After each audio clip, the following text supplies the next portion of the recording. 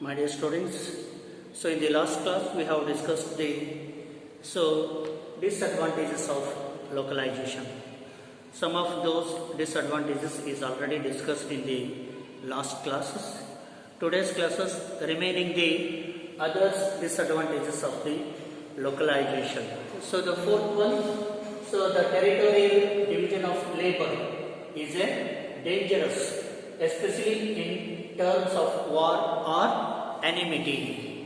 So when war breaks out or enmity is a starts between two countries, imports will be cut off and the country is put to a great suffering, especially if the imports include food grains.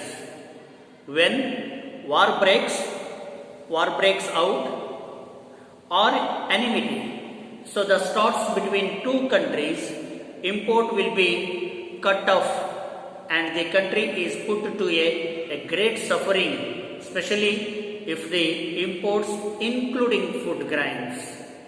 ಇಲ್ಲಿ ಅಪಾಯಕರವಾಗಿರ್ತಕ್ಕಂತಹ ಒಂದು ಶ್ರಮ ವಿಭಜನೆ, ಪ್ರಾದೇಶಿಕ ಅಥವಾ ಭೌಗೋಳಿಕ ಈ ಶ್ರಮ ವಿಭಜನೆ ಅನ್ನೋದೇನಿದೆಯಲ್ಲ, ಇದು ಬಹಳಷ್ಟು ವಿಭಜನೆಯು ಅಪಾಯಕಾರಿಯಾಗಿರ್ತಕ್ಕಂಥದ್ದು. ದೇಶದ ಎಲ್ಲ ಪ್ರದೇಶಗಳು ಕೂಡ ಕೈಗಾರಿಕೆಗಳ ಅಭಿವೃದ್ಧಿಯಲ್ಲಿ ಸಮತೋಲನವನ್ನು ಸಾಧಿಸಿದ್ರೆ ಯಾವುದೇ ರೀತಿಯ ಒಂದು ಸಮಸ್ಯೆಯನ್ನು, ಅಪಾಯವನ್ನು ನಾವು ಸುಲಭವಾಗಿ ಎದುರಿಸಬಹುದು. ಆದರೆ ಪ್ರಾದೇಶಿಕ ಶ್ರಮ ವಿಭಜನೆಯ ಮೂಲಕ ಕೆಲವೇ ಕೈಗಾರಿಕೆಗಳನ್ನು ನಾವು ಅಭಿವೃದ್ಧಿಪಡಿಸಿದಾಗ ದೇಶವು ಅಪಾಯವನ್ನು ಎದುರಿಸಬೇಕಾಗುತ್ತೆ. ಉದಾಹರಣೆಗೆ, ನಿರ್ದಿಷ್ಟ ಕಚ್ಚಾ ಸರಕುಗಳಿಗಾಗಿ ನಾವು ವಿದೇಶವನ್ನು ಅವಲಂಬಿಸಿದ್ರೆ, ಹಾಗೆಯೇ ಅಕಸ್ಮಾತ್ ಆ ವಿದೇಶದೊಡನೆ ನಮ್ಮ ದೇಶದ ಸಂಬಂಧ ಕೆಟ್ಟು ಹೋಗಿದ್ರೆ, ಆಗ ಆ ವಿದೇಶದಿಂದ ಬರ್ತಕ್ಕಂಥ ಕಚ್ಚಾ ಸರಕುಗಳು ಬರ್ತಕ್ಕಂಥದ್ದು ನಿಂತು ಹೋಗ್ತಕ್ಕಂಥದ್ದು. ಒಂದು ವೇಳೆ ನಾವು ಆ ವಿದೇಶಗಳ ಜೊತೆಗೆ ಶತ್ರುತ್ವವನ್ನು ಬೆಳೆಸಿಕೊಂಡ್ರೆ, ವೈಷಮ್ಯವನ್ನು ಬೆಳೆಸಿಕೊಂಡ್ರೆ, ಆಗ ಆ ವಿದೇಶಗಳಿಂದ ಬರ್ತಕ್ಕಂತಹ ಆಮದು ಸರಕುಗಳು ನಿಂತು ಹೋಗ್ತಕ್ಕಂಥದ್ದು. ಹಾಗಾಗಿ ಯುದ್ಧದಂತಹ ಸನ್ನಿವೇಶದಲ್ಲಿ ಅಥವಾ ದೇಶಗಳ ನಡುವೆ ವೈಷಮ್ಯ, ಮನಸ್ತಾಪ, ಶತ್ರುತ್ವ ಮನೋಭಾವನೆ ಬೆಳೆದಾಗ ಇಲ್ಲಿ ಆಮದು ಆಗ್ತಕ್ಕಂಥ ಮತ್ತು ರಫ್ತು ಆಗ್ತಕ್ಕಂಥ ಸರಕುಗಳಲ್ಲಿ ವ್ಯತ್ಯಾಸವಾಗ್ತಕ್ಕಂಥದ್ದು. When war breaks out or enmity starts between two countries, so import will be cut off and the country is put a great suffering, especially if the import include food grains. ಆಹಾರ ಧಾನ್ಯವನ್ನು ಒಳಗೊಂಡಂತೆ ಇತರೆ ಆಮದು ಮಾಡಿಕೊಳ್ತಕ್ಕಂಥ ಸರಕುಗಳು ನಿಂತು ಹೋಗ್ತಕ್ಕಂಥದ್ದು. ಯಾವಾಗ ನಾವು ವಿದೇಶಗಳ ಜೊತೆಗೆ ವ್ಯಾವಹಾರಿಕ ಸಂಬಂಧವನ್ನು ಕಡಿದುಕೊಂಡಾಗ, ಶತ್ರುತ್ವ ಮನೋಭಾವನೆಯನ್ನು ಬೆಳೆಸಿಕೊಂಡಾಗ, ಅಥವಾ ಆ ಒಂದು ದೇಶಗಳ ಜೊತೆಗೆ ಯುದ್ಧದ ಒಂದು ಸಂದರ್ಭ ಎದುರಾದಾಗ ಈ ಅಂತಾರಾಷ್ಟ್ರೀಯ ವ್ಯಾಪಾರದಲ್ಲಿ ಸಾಕಷ್ಟು ರೀತಿಯಲ್ಲಿ ತೊಡಕು ಉಂಟಾಗ್ತಕ್ಕಂಥದ್ದನ್ನು ಅಲ್ಲಗಳೆಯೋ ಹಾಗಿಲ್ಲ ಅನ್ನೋದು. And next, fifth one, localisation of industries is also dangerous to the economic development of a countries. ಇಲ್ಲಿ ಕೈಗಾರಿಕೆಗಳ ಕೇಂದ್ರೀಕರಣವು ದೇಶದ ಅಭಿವೃದ್ಧಿಗೂ ಕೂಡ ಮಾರಕವಾಗಿರ್ತಕ್ಕಂಥದ್ದನ್ನು ಅಲ್ಲಗಳೆಯೋ ಹಾಗಿಲ್ಲ ಅನ್ನೋದು. Because if any natural climate like earthquakes, floods or famines or labour troubles occurs, it affect not only that region but also the entire region such as a. ಇಲ್ಲಿ ಆರ್ಥಿಕ ಅಭಿವೃದ್ಧಿ ಬಹಳಷ್ಟು ಒಂದು ಹಿನ್ನಡೆಯಾಗಲಿಕ್ಕೆ ಹಲವಾರು ಈ ಕೈಗಾರಿಕೆಗಳ ಕೇಂದ್ರೀಕರಣವು ಕೂಡ ಕಾರಣವಾಗಿರ್ತಕ್ಕಂಥದ್ದು. Localisation of industries is also dangerous of the economic development of a country, because if any natural climatic situation like earthquake, floods, feminas or labor troubles occurs, it affect not only that region but also the entire region as a such. ಇಲ್ಲಿ ಕೆಲವೊಂದಿಷ್ಟು ಸಂದರ್ಭಗಳಲ್ಲಿ ಈ ಕೈಗಾರಿಕೆಗಳನ್ನು ಕೇವಲ ಕೆಲವೇ ನಿರ್ದಿಷ್ಟ ಪ್ರದೇಶಗಳಲ್ಲಿ ಕೇಂದ್ರೀಕರಿಸೋದ್ರಿಂದ ದೇಶದ ಅಭಿವೃದ್ಧಿಗೆ ಮಾರಕವಾಗ್ತಕ್ಕಂಥದ್ದು. ಯಾಕೆ ಅಂತಂದರೆ ಯಾವುದೇ ಒಂದು ನೈಸರ್ಗಿಕ ವಿಪತ್ತು, ನೈಸರ್ಗಿಕ ವಿಕೋಪ ಸಂಭವಿಸಿದರೆ, ಉದಾಹರಣೆಗೆ ಭೂಕಂಪ, ನೆರೆಹಾವಳಿ ಅಥವಾ ಬರಗಾಲ ಸಂಭವಿಸಿದರೆ ಮತ್ತು ಕಾರ್ಮಿಕರ ಮುಷ್ಕರ ಸಂಭವಿಸಿದರೆ ಆಗ ಕೇವಲ ಆ ಪ್ರದೇಶವಷ್ಟೇ ಅಲ್ಲದೆ ಇಡೀ ದೇಶವೇ ಸಂಕಷ್ಟಕ್ಕೆ ಈಡಾಗ್ತಕ್ಕಂಥದ್ದನ್ನು ನಾವು ಅಲ್ಲಗಳೆಯೋ ಹಾಗಿಲ್ಲ ಅನ್ನೋದು. And last disadvantages of localization. Extreme localization may lead to high cost of production. ಇಲ್ಲಿ ಮಿತಿಮೀರಿದ ಕೈಗಾರಿಕೆಗಳ ಕೇಂದ್ರೀಕರಣವು ಇಲ್ಲಿ ಕೈಗಾರಿಕಾ ಉತ್ಪಾದನಾ ವೆಚ್ಚ ಹೆಚ್ಚಳವಾಗಲಿಕ್ಕೆ ಕಾರಣವಾಗ್ತಕ್ಕಂಥದ್ದು. Extreme localisation may lead to high cost of production. When several industries are concentrated at a one place, naturally demand for housing, accommodation, transportation facilities, food grains and other essential goods and services goes up, thereby rising their prices. So in that circumstances the cost of living is also rises. The compel the workers to demand higher wages. The cost of production is also rises due to the higher wages. So high cost of transportation, high rent, etc.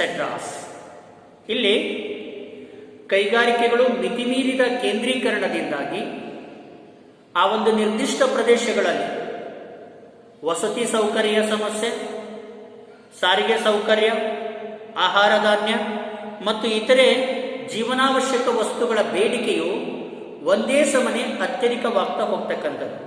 ಇದರಿಂದ ಎಲ್ಲ ಜೀವನಾವಶ್ಯಕ ಬೆಲೆಗಳು ಕೂಡ ಹೆಚ್ಚಳವಾಗ್ತಾ ಹೋಗೋದ್ರಿಂದ ಜೀವನ ವೆಚ್ಚ ಏನಾಗುತ್ತೆ, ಹೆಚ್ಚಳವಾಗ್ತಾ ಹೋಗುತ್ತೆ.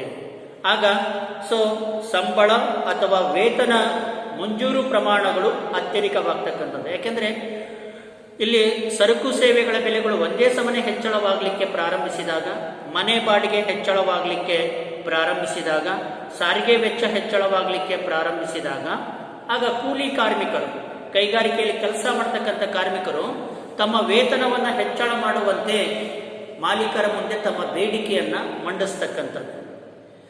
ಕಾರ್ಮಿಕರ ಬೇಡಿಕೆಗೆ ಮಾಲೀಕರು ಮನ್ನಿಸಲೇಬೇಕು, ಅವರ ವೇತನವನ್ನು ಹೆಚ್ಚು ಮಾಡಲೇಬೇಕಾಗುತ್ತೆ. ಇಲ್ಲಿ ಕಾರ್ಮಿಕರಿಗೆ ಕೊಡ್ತಕ್ಕಂಥ ವೇತನ ಹೆಚ್ಚಳವಾದಾಗ ಅಲ್ಲಿ ಉತ್ಪಾದಕತೆಯಲ್ಲಿ ಅಥವಾ ಆ ಕೈಗಾರಿಕಾ ಉತ್ಪಾದನೆಯಲ್ಲಿ ಉತ್ಪಾದನಾ ವೆಚ್ಚ ಹೆಚ್ಚಳವಾಗುವುದು ಸಹಜ. ಇಲ್ಲಿ ಉತ್ಪಾದನಾ ವೆಚ್ಚ ಹೆಚ್ಚಳವಾಗುವುದರ ಜೊತೆಗೆ ಸಾರಿಗೆ ವೆಚ್ಚ ಹೆಚ್ಚಳವಾಗ್ತಕ್ಕಂಥದ್ದು, ಕೂಲಿಯ ವೆಚ್ಚ ಹೆಚ್ಚಳವಾಗುವುದರಿಂದ ಸಾರಿಗೆ ವೆಚ್ಚ ಅಥವಾ ಬಾಡಿಗೆ ವೆಚ್ಚವು ಇವೆಲ್ಲವುಗಳು ಕೂಡ ಒಂದು ರೀತಿಯಲ್ಲಿ ಉತ್ಪಾದನಾ ವೆಚ್ಚ ಹೆಚ್ಚಳವಾಗಲಿಕ್ಕೆ ಕಾರಣವಾಗ್ತಕ್ಕಂಥದ್ದು. When several industries are concentrated at a one places, naturally demand for housing, accommodation, transportation facilities, food grains and other essential goods and services goes up, thereby rising their prices.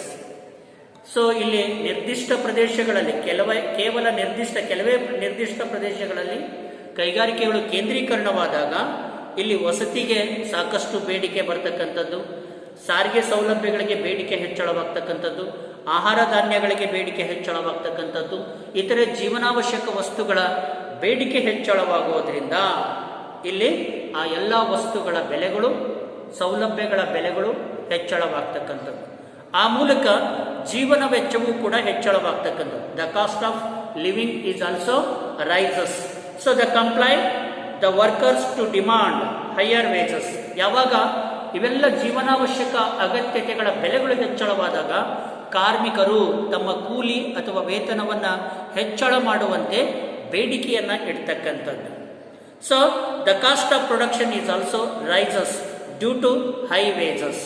ಯಾವಾಗ ಕಾರ್ಮಿಕರಿಗೆ ಕೊಡ್ತಕ್ಕಂಥ ಕೂಲಿ ಅಥವಾ ವೇತನ ಹೆಚ್ಚಳವಾಗುತ್ತೋ ಆಗ ಉತ್ಪಾದನಾ ವೆಚ್ಚವೂ ಕೂಡ ಹೆಚ್ಚಳವಾಗುತ್ತೆ. High cost of transportation, high rent etcetera. ಆ ಮೂಲಕ ಸಾರಿಗೆ ವೆಚ್ಚ ಹೆಚ್ಚಳವಾಗುತ್ತೆ. ಬಾಡಿಗೆ ವೆಚ್ಚ ಹೆಚ್ಚಳವಾಗುವುದರ ಮೂಲಕ ಒಟ್ಟಾರೆ ಉತ್ಪಾದನಾ ವೆಚ್ಚ ಆ ಒಂದು ನಿರ್ದಿಷ್ಟ ಪ್ರದೇಶದಲ್ಲಿ ಹೆಚ್ಚಳವಾಗಲಿಕ್ಕೆ ಕಾರಣಭೂತವಾಗಿರ್ತಕ್ಕಂಥದ್ದು. Thus, localization of industries has advantages as well as disadvantages. So the correct policy should be a balanced development of all the parts of the countries. ಹೀಗೆ ಕೈಗಾರಿಕೆಗಳ ಕೇಂದ್ರೀಕರಣದಿಂದ ಸಮಾಜಕ್ಕೆ ಮತ್ತು ದೇಶಕ್ಕೆ ಅನೇಕ ಪ್ರಯೋಜನಗಳು ಲಭಿಸಿದರೂ ಕೂಡ ಅದರಿಂದ ಅಪಾಯಗಳು ಸಂಭವಿಸತಕ್ಕಂಥ ಸಾಧ್ಯತೆಯೂ ಕೂಡ ಇರ್ತಕ್ಕಂಥದ್ದು. ಆದ್ದರಿಂದ ಕೈಗಾರಿಕೆಗಳನ್ನು ನಾವು ಕೈಗಾರಿಕೆಗಳ ಸಮತೋಲನದ ಅಭಿವೃದ್ಧಿಯು ಅತ್ಯಂತ ಯೋಗ್ಯವಾದ ನೀತಿಯಾಗಿರ್ತಕ್ಕಂಥದ್ದು. ಅಂದರೆ ಈ ಕೈಗಾರಿಕೆಗಳು ಕೇವಲ ನಿರ್ದಿಷ್ಟ ಪ್ರದೇಶಗಳಲ್ಲಿ ಕೇಂದ್ರೀಕೃತವಾಗಿರದೆ ಎಲ್ಲ ಪ್ರದೇಶಗಳಲ್ಲಿಯೂ ಕೂಡ ಕೈಗಾರಿಕೆಗಳು ಕೇಂದ್ರೀಕೃತವಾಗುವಂತೆ ಅಥವಾ ಎಲ್ಲ ಪ್ರದೇಶಗಳಲ್ಲಿ ಕೂಡ ಕೈಗಾರಿಕೆಗಳು ಸ್ಥಾಪನೆಯಾಗುವಂತೆ ಸಮತೋಲನವನ್ನು ನಾವು ಕಾಪಾಡಿಕೊಂಡಾಗ ಮಾತ್ರ ಅದು ಒಂದು ಯೋಗ್ಯವಾದ ನೀತಿಯಾಗಿರ್ತಕ್ಕಂಥದ್ದು. The localisation of industries has advantages as well as disadvantages. So the correct policy should be balanced developed of all the parts of the countries. ಈ ರೀತಿ ನಾವು ಕೇವಲ ನಿರ್ದಿಷ್ಟ ಪ್ರದೇಶಗಳಲ್ಲಿ ಕೈಗಾರಿಕೆಗಳನ್ನು ಕೇಂದ್ರೀಕರಣ ಮಾಡೋದ್ರಿಂದ ಅದು ಪ್ರಾದೇಶಿಕ ಅಸಮತೋಲನ ಅಭಿವೃದ್ಧಿಯ ವಿಚಾರದಲ್ಲಿ ಪ್ರಾದೇಶಿಕ ಅಸಮತೋಲನವನ್ನು ತೋರ್ಪಡಿಸ್ತಕ್ಕಂಥದ್ದು. ಹಾಗಾಗಿ ಸರ್ವಾಂಗೀಣ ಅಭಿವೃದ್ಧಿ ಆಗಬೇಕು ಅಂತಂದರೆ ಕೈಗಾರಿಕೆಗಳನ್ನು ಕೇವಲ ನಿರ್ದಿಷ್ಟ ಪ್ರದೇಶಗಳಲ್ಲಿ ಸ್ಥಾಪನೆ ಮಾಡದೆ ಎಲ್ಲ ಪ್ರದೇಶಗಳಲ್ಲಿ ಕೂಡ ಸ್ಥಾಪನೆ ಮಾಡೋದ್ರ ಮೂಲಕ ಸಮತೋಲನ ಅಭಿವೃದ್ಧಿಯನ್ನು ಸಾಧಿಸಬೇಕು. ಆಗ ಅದು ಒಂದು ಯೋಗ್ಯವಾದ ಕೈಗಾರಿಕಾ ನೀತಿಯಾಗಲಿಕ್ಕೆ ಸಾಧ್ಯವಾಗ್ತಕ್ಕಂಥದ್ದು. So these are the disadvantages of the localisation. So next class I will discuss the theories of the industrial location. Okay, thank you.